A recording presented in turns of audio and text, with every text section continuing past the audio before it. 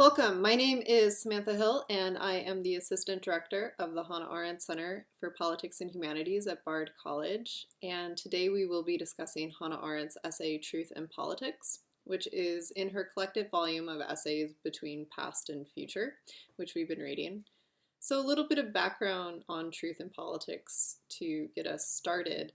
It was originally published in the New Yorker in February 1967, and there are 5 parts to the essay, which we'll get into in just a second.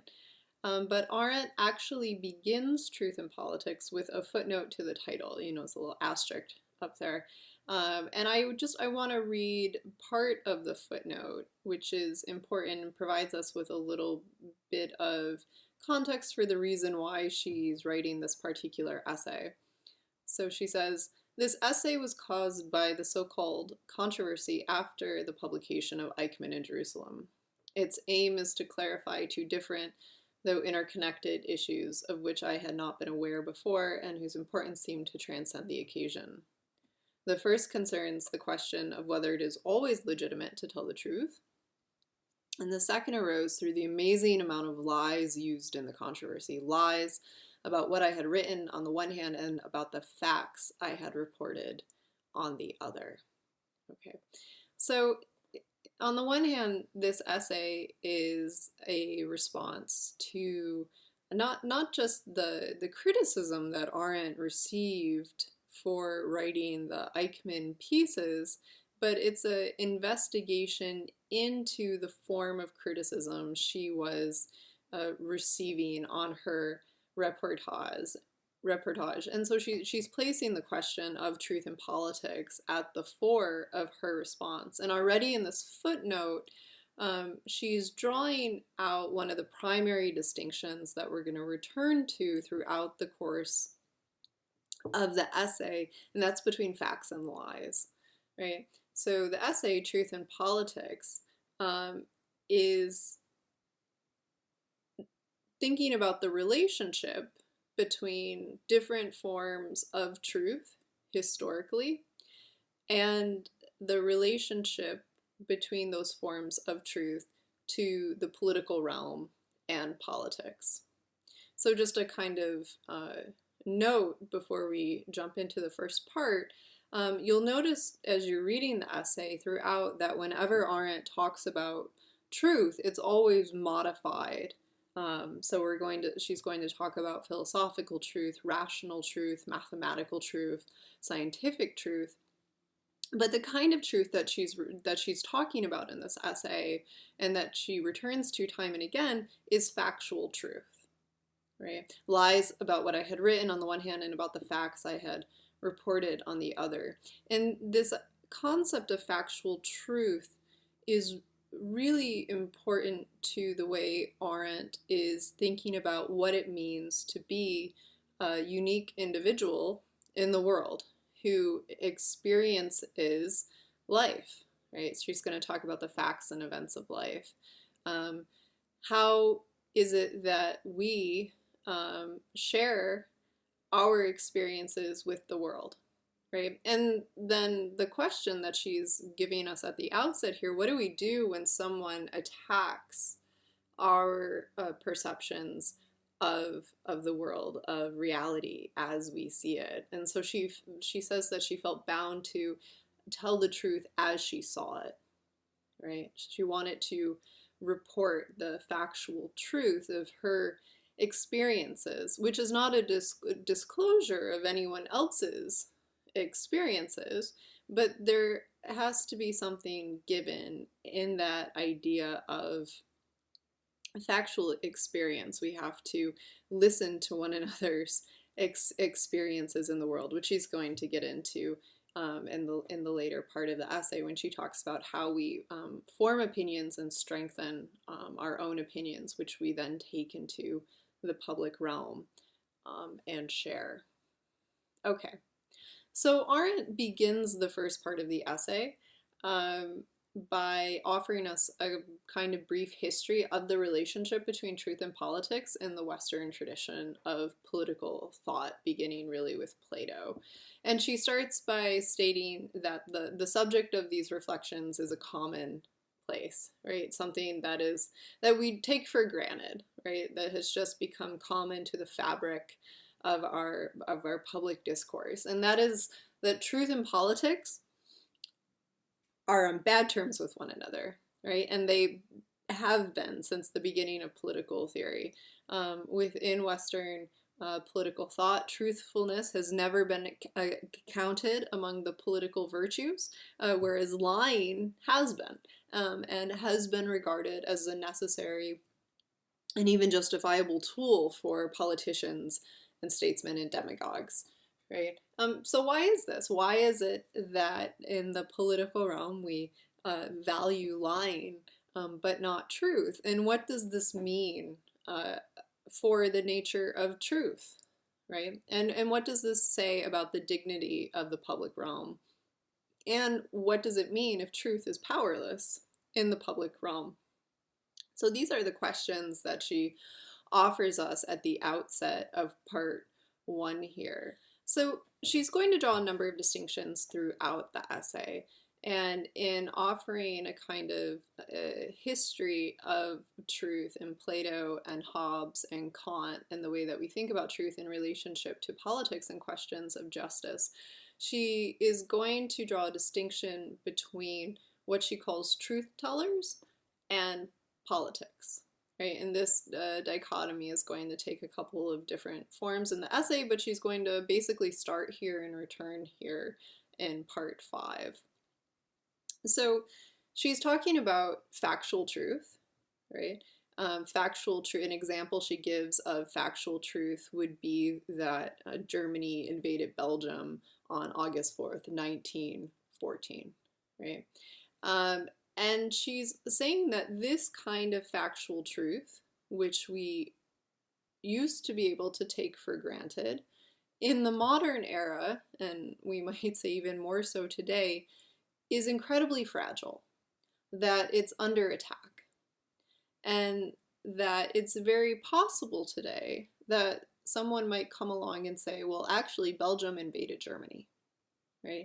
And that when that kind of lying happens, that we're eroding the common fabric of society, right? That we need a ground upon which we can stand, and that ground upon which we can stand is that common ground of understanding, that we know that there are certain things that are, in a sense, facts, right?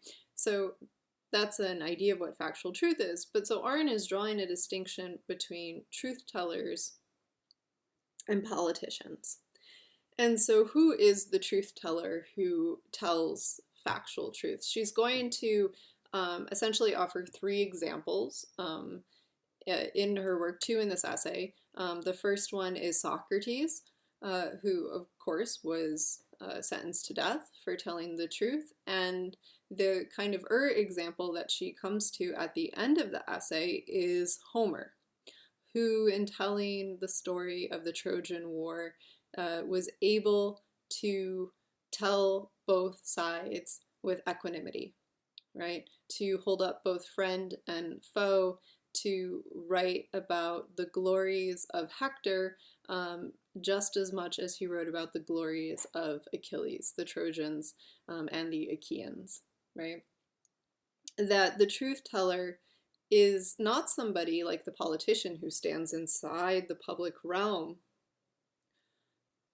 and engages in politics, but the truth teller is someone who stands alone outside the realm of human affairs, right? And this is why you might have heard people say before, for Arendt, there is no truth in politics, right? And in this sense that she's talking about truth, there can be no truth in politics. And whenever truth is treated from the perspective of politics and power, it's being attacked, right? It's being instrumentalized and eroded and put to some kind of political end. So I just want to read a quote here on page 225 where she's drawing this distinction. She says, throughout history, the truth seekers and truth tellers have been aware of the risks of their business. As long as they did not interfere with the course of the world, they were covered with ridicule. But he who forced his fellow citizens to take him seriously by trying to set them free from falsehood and illusion was in danger of his life. If they could lay hands on such a man, they would kill him, which is what Plato says at the end of the cave allegory in Book 7 of the Republic. Right? So the truth teller knows that they are engaging in risky business, right? This is a dangerous profession. Got Socrates killed, it put Thoreau in jail. It's not an easy position to occupy, and as long as one, she says towards the end of the essay, as long as one maintains this position of the truth teller outside the realm of politics, right, that they can't hold any fixed political opinions, right?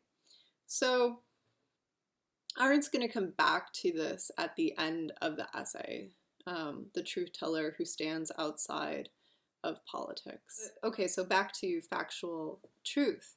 So the facts and events of our existence, our life, are the outcome of us living together, right? They constitute, the facts and events constitute the texture, she says, of the political realm. And it is a factual truth that this essay is primarily concerned about, because what is at stake in discussing factual truth is the survival of the world, right? Which sounds daunting, but in the sense that Arendt is thinking about the world as something that we make, that we fabricate together, where we appear in public and we recite poetry and we make great buildings that survive, right? This forms the fabric of the world that we appear in, and provides continuity and a sense of tradition for the world that we have to share together.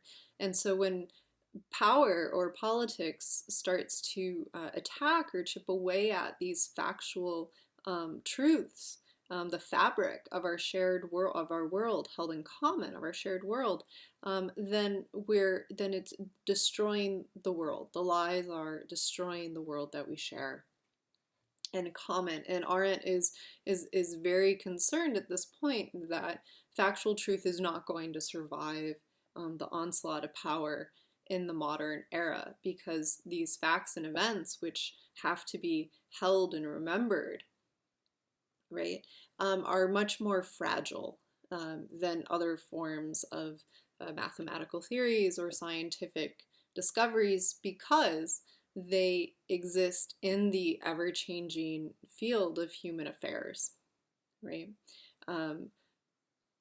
We are always appearing in the world, and the field of human affairs is always changing. Okay.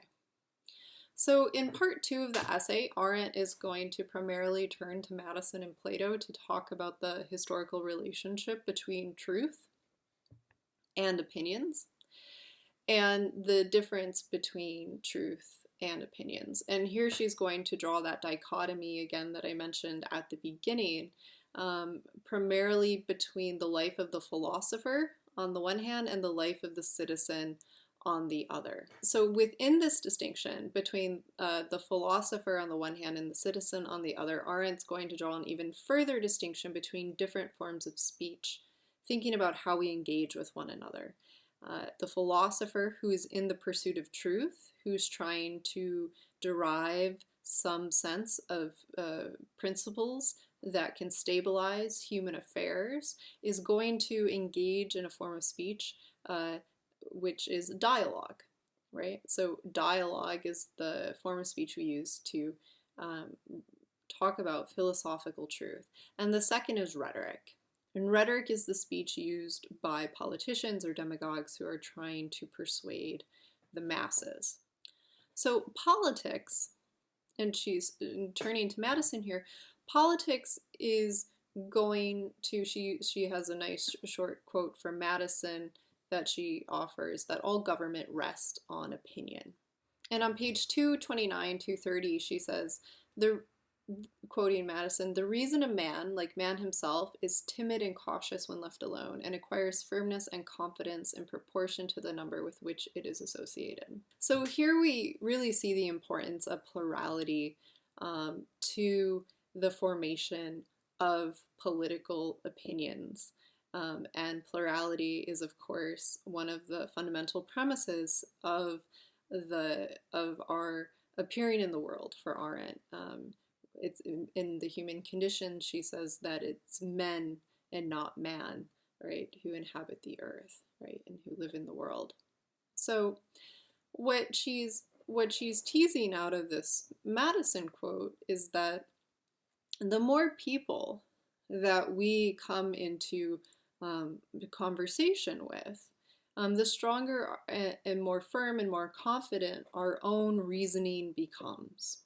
And she explicitly says that this is not just about self-expression or a right to self-expression, to appear in the public realm and to express oneself, but that it's about appearing in the public realm and making public use of our private thoughts, of our opinions, and encountering other opinions that are not our own, right? And Arendt points out that while we have an even greater diversity of opinions today in religion, philosophy, and even in factual truth, that these opinions, when they come into conflict with politics and power today, are met with even greater and greater hostility than they were before. So this has some important implications for the way that we think about what it means not just to be a truth teller today, which is always a dangerous profession to stand outside the realm of politics, but to enter into the public sphere and to express one's political opinion has in itself become a very dangerous business where we are met with increasing hostility and less dialogue.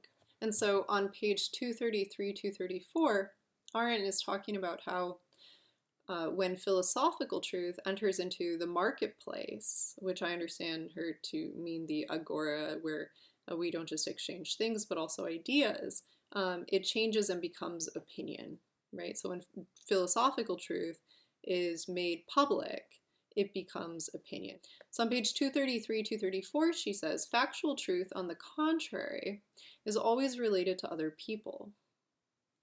It concerns events and circumstances in which many are involved. It is established by witnesses and depends upon testimony. It exists only to the extent that it is spoken about, even if it occurs in the domain of privacy. It is political by nature. Facts and opinions, though they must be kept apart, are not antagonistic to each other. They belong in the same realm. Facts inform opinions, and opinions, inspired by different interests and passions, can differ wildly and still be legitimate as long as they respect factual truth. Freedom of opinion is a farce unless factual information is guaranteed and the facts themselves are not in dispute. So there's a lot going on in this passage. The first is this condition of plurality, which is necessary to the realm of politics, right? Factual truth is something that is always related to other people. We have to share the facts and events of our own life. We read history, we tell stories, we recite poetry, we remember the acts and deeds of other people, and we share our own experiences of the world as they come. And this plurality is in itself political by nature, right? And in order to more firmly form political opinions when we enter into the public realm, when we appear in the public realm and engage in discourse with one another, we need to have a common language. There needs to be some common sense understanding of the facts, of factual truths, right? That we can take for granted when we engage in conversation with one another. Like Trotsky was a figure in the Russian Revolution, and that Germany invaded Belgium, right?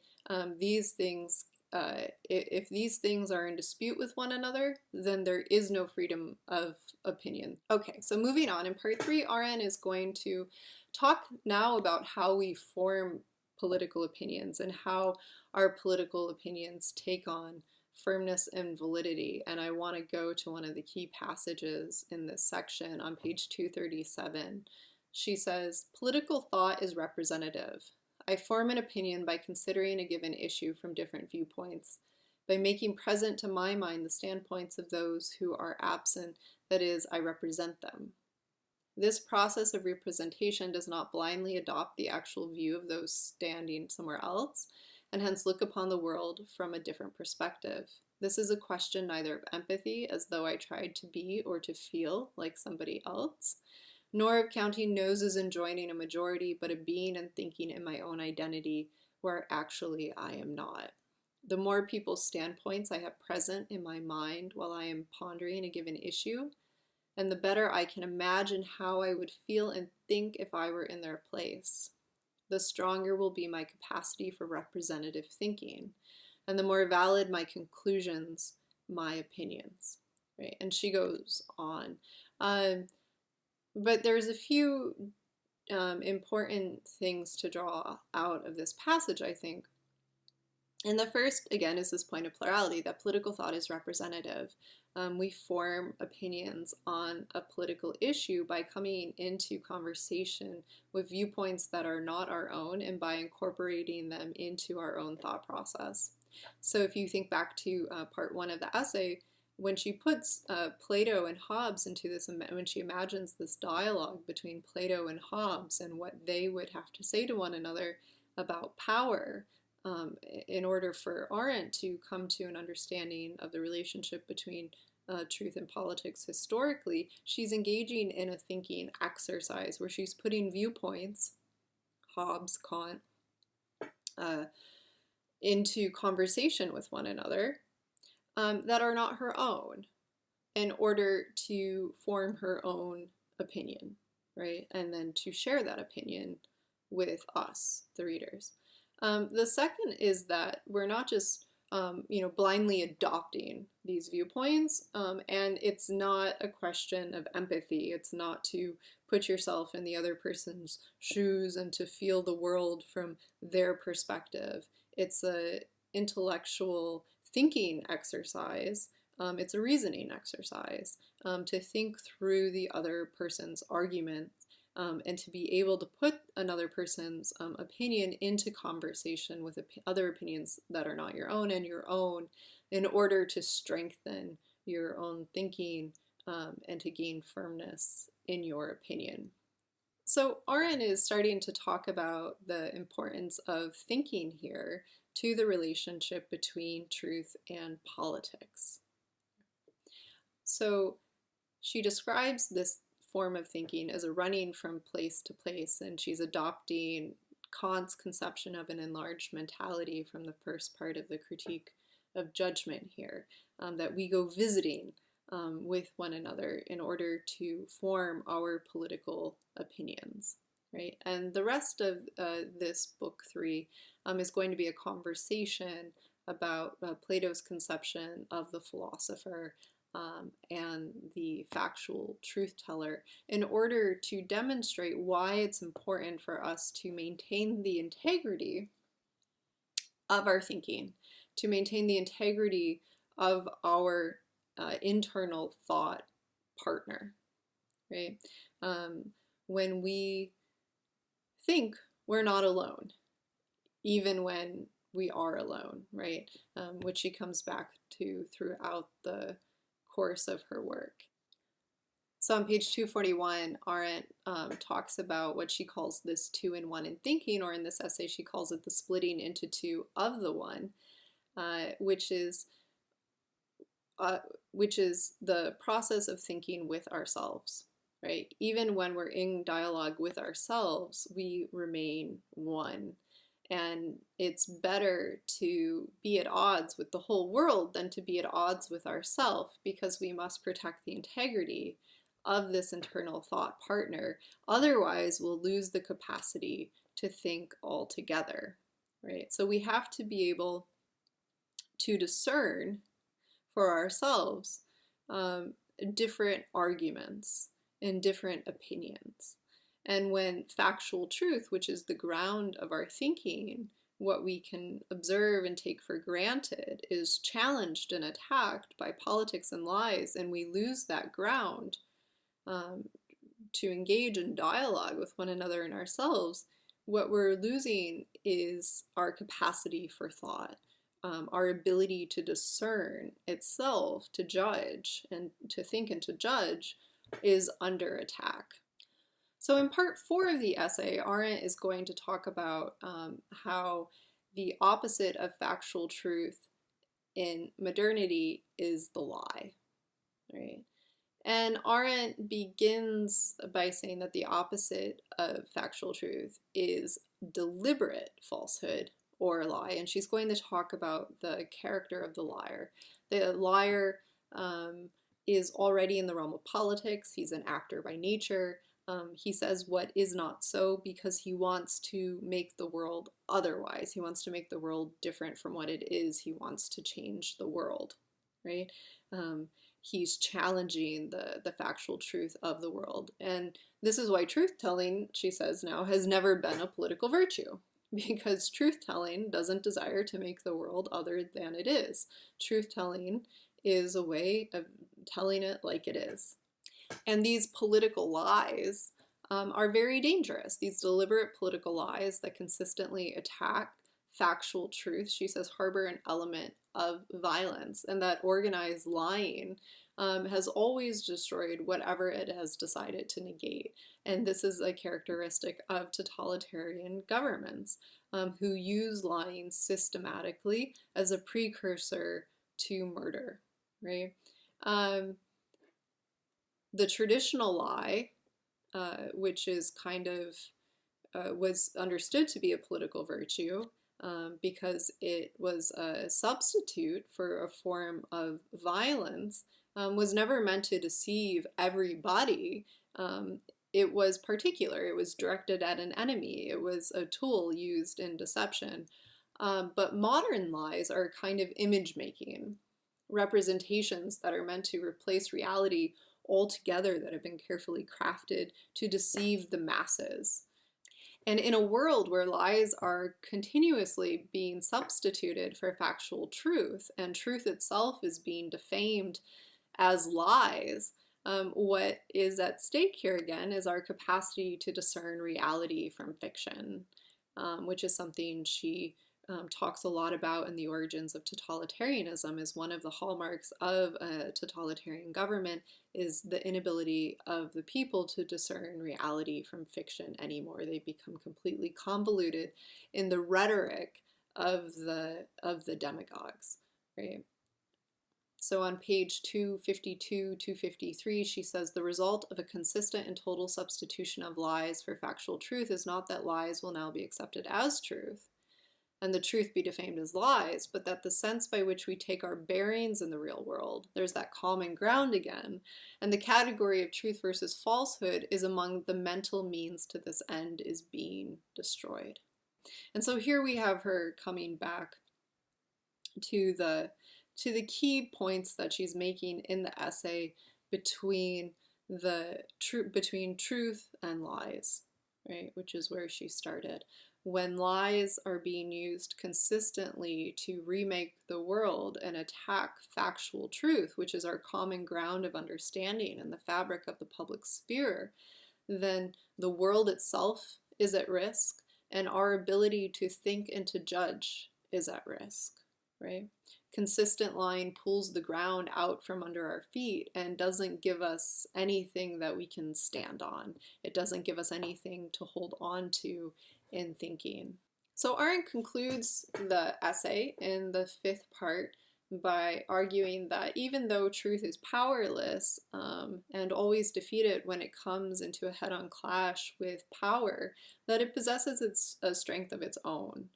That persuasion and violence, power can destroy truth, but it can never actually replace truth. And here we have a really important quote on page 255. Arendt says, "To look upon politics from the perspective of truth, as I have done here, means to take one's stand outside the political realm. The standpoint is the standpoint of the truth teller who forfeits his position and with it the validity of what he has to say, if he tries to interfere directly in human affairs and to speak the language of persuasion or violence." And so here Arendt is returning us to truth as a virtue, as somebody, a truth teller, as somebody who stands outside the realm of politics. Okay? And this is not only dangerous business, but it's a way of being alone.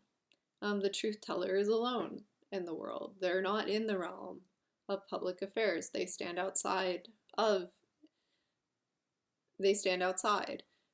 It's better to be at odds with the entire world than to be at odds with oneself, because we must maintain our individual capacity to discern and to think and to judge. And as long as we maintain this position as the truth teller, then we don't have any political commitments or adherences to a cause, which seems increasingly difficult in certain political climates.